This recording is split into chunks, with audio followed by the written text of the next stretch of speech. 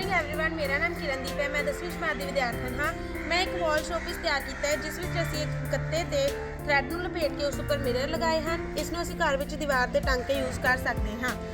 ਇੱਕ ਬੋਤਲ ਤੇ ਅਸੀਂ ਇੱਕ ਸ਼ੀਸ਼ੇ ਵਾਲਾ ਗੋਟਾ ਲਪੇਟ ਕੇ ਇਸ ਨੂੰ ਇੱਕ ਗੁਲਦਸਤੇ ਦੇ ਤੌਰ ਤੇ ਵਰਤ ਸਕਦੇ ਹਾਂ।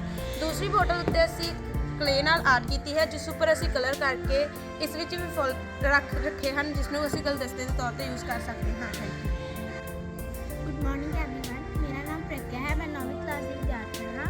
मैं एक लिप आर्ट ਤਿਆਰ ਕੀਤਾ ਹੈ। ਇਸ ਵਿੱਚ ਮੈਂ ਕਾਰਡਬੋਰਡ, ਕਲੇ ਅਤੇ ਪੇਂਟ ਦਾ ਯੂਜ਼ ਕਰਕੇ ਇਸ ਨੂੰ ਡੈਕੋਰੇਟ ਕੀਤਾ ਹੈ। ਇਸ ਨੂੰ ਘਰ ਵਿੱਚ ਅਸੀਂ ਸ਼ੋਪੀਸ ਦੇ ਤੌਰ ਤੇ ਰੱਖ ਸਕਦੇ ਹਾਂ। ਅਤੇ ਨਾਲ ਹੀ ਮੈਂ ਇੱਕ ਬੋਟਲ ਤਿਆਰ ਕੀਤੀ ਹੈ ਜਿਸ ਵਿੱਚ ਮੈਂ 2 ਥ੍ਰੈਡ ਯੂਜ਼ ਕੀਤੇ ਹਨ। ਇਸ ਨੂੰ ਹੋਰ ਸੁੰਦਰ ਬਣਾਉਣ ਲਈ ਮੈਂ ਇਸ ਵਿੱਚ ਫੁੱਲ ਅਤੇ ਕੁਝ ਮੋਤੀ ਯੂਜ਼ ਕੀਤੇ ਹਨ। Good morning everyone, my name is Neha. I am student of 10th class. मैं ਅੱਜ ਵੇਸਟ ਕਾਰਡਬੋਰਡ ਤੋਂ ਸਕੂਲ ਬੈਚ ਤਿਆਰ ਕੀਤਾ ਹੈ। ਇਸ ਵਿੱਚ ਮੈਂ ਕਲਰ ਯੂਜ਼ ਕੀਤੇ ਆ, 2 ਤਰ੍ਹਾਂ ਦੇ ਮਿਰਰ ਯੂਜ਼ ਕੀਤੇ ਆ, ਬੀਡਸ ਯੂਜ਼ ਕੀਤੇ ਆ ਤੇ ਸਪ੍ਰਿੰਕਲ ਯੂਜ਼ ਕੀਤੇ ਆ। ਇਸ ਵਿੱਚ ਮੈਂ ਆਪਣੇ ਇਕੋ ਕਲਬ ਦਾ ਨਾਮ ਵੀ ਲਿਖਿਆ ਹੈ ਅਤੇ ਇੱਕ ਬੋਟਲ ਤਿਆਰ ਕੀਤੀ ਹੈ। ਇਸ ਵਿੱਚ ਮੈਂ ਲੈਸ ਯੂਜ਼ ਕੀਤੀ ਹੈ, ਮਿਰਰ ਯੂਜ਼ ਕੀਤੇ ਆ, ਬੀਡਸ ਯੂਜ਼ ਕੀਤੇ ਆ ਤੇ ਕਲਰ ਯੂਜ਼ ਕੀਤੇ ਆ। ਇੱਕ ਗੁਲਦਸਤਾ ਬਣ ਗਿਆ। ਅਸੀਂ ਇਸ ਨੂੰ ਆਪਣੇ ਘਰ ਵਿੱਚ ਸ਼ੋਪੀਸ ਦੇ ਤੌਰ ਤੇ ਯੂਜ਼ ਕਰ ਸਕਦੇ ਹਾਂ। ਇੱਕ ਪੈਨ ਸਟੈਂਡ ਤਿਆਰ ਕੀਤਾ ਹੈ। ਇਸ ਵਿੱਚ ਅਸੀਂ ਟੁੱਥਪਿਕ ਯੂਜ਼ ਕੀਤੇ ਆ, ਮਿਰਰ ਯੂਜ਼ ਕੀਤੇ ਆ ਤੇ ਇੱਕ ਰੋਪ ਯੂਜ਼ ਕੀਤਾ ਹੈ। Thank you.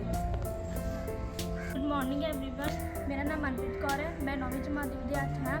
ਮੈਂ ਇੱਕ ਪਲੇ ਹਾਊਸ ਬਣਾਇਆ ਹੈ ਜਿਸ ਵਿੱਚ ਮੈਂ bamboo sticks, ice cream sticks and grass sheet use ਕੀਤੀ ਹੈ। My name is Isha, I am studying in 7th class. ਅੱਜ ਮੈਂ ਇੱਕ ਵੇਸਟ ਬੋਟਲ ਤੋਂ ਗੁਲਦਸਤਾ ਤਿਆਰ ਕੀਤਾ। ਇਸ ਵਿੱਚ ਮੈਂ 2 ਥ੍ਰੈਡ ਯੂਜ਼ ਕੀਤੇ ਹਨ, ਬੀਡਸ ਯੂਜ਼ ਕੀਤੇ ਹਨ। ਇਸ ਨੂੰ ਅਸੀਂ ਘਰ ਵਿੱਚ ਫਲਾਵਰ ਪੋਟ ਦੇ ਤੌਰ ਤੇ ਰੱਖ ਸਕਦੇ ਹਾਂ। ਸਤਿ ਸ਼੍ਰੀ ਅਕਾਲ ਜੀ, ਮੇਰਾ ਨਾਮ ਏਕਮਜੀਤ ਸਿੰਘ ਹੈ। ਮੈਂ 7ਵੀਂ ਕਲਾਸ ਦਾ ਵਿਦਿਆਰਥੀ ਹਾਂ। ਮੈਂ ਇੱਕ ਵੇਸਟ ਬੋਤਲ ਨੂੰ ਡੈਕੋਰੇਟ ਕੀਤਾ ਹੈ।